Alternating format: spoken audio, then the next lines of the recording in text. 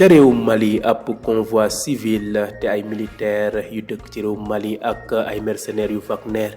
escorté woon leen de doon dem fi nga xam ne moom mooy wala jóge woon Gao di dem ca Asongo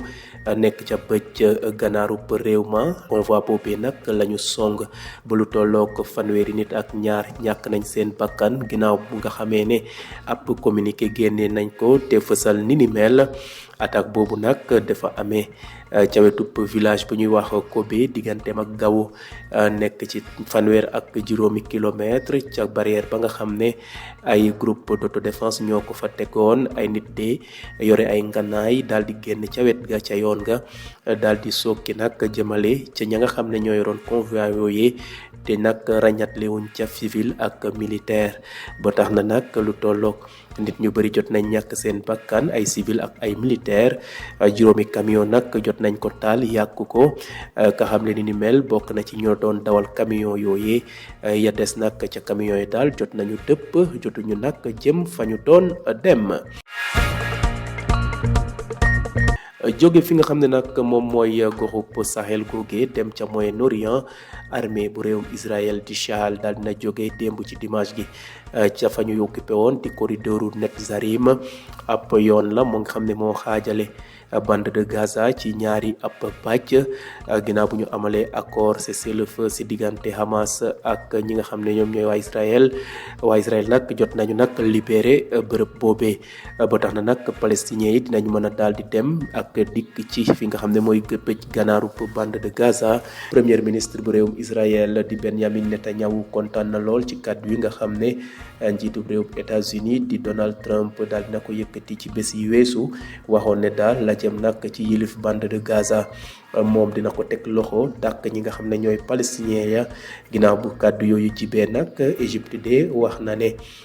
dina woote ab ndaje ñeel réewub arab yi ci ëllëgub Gaza ñu fas yéene ko waxtaanee ba tax na nag ka nga xam ne mooy seen ministre des affaires étrangères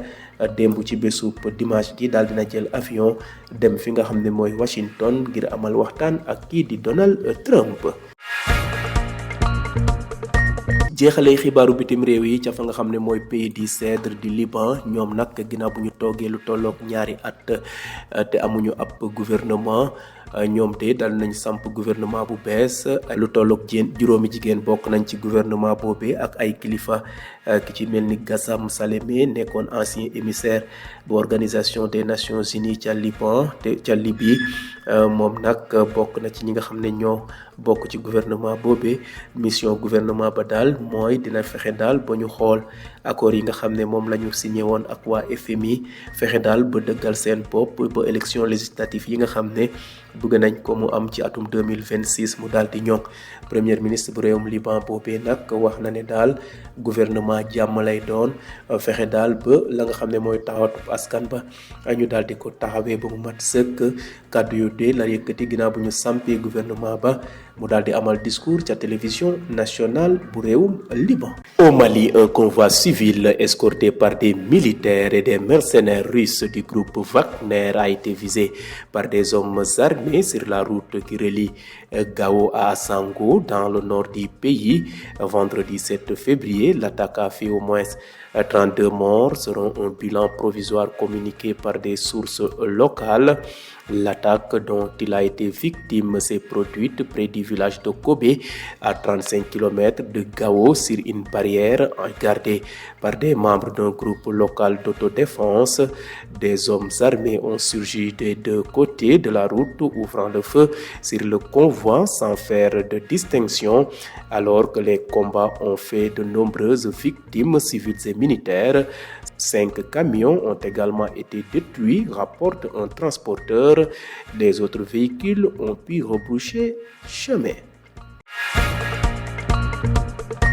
Quittons le Sahel pour le Moyen-Orient où l'armée israélienne a retiré ses troupes hier dimanche du corridor de Netzarim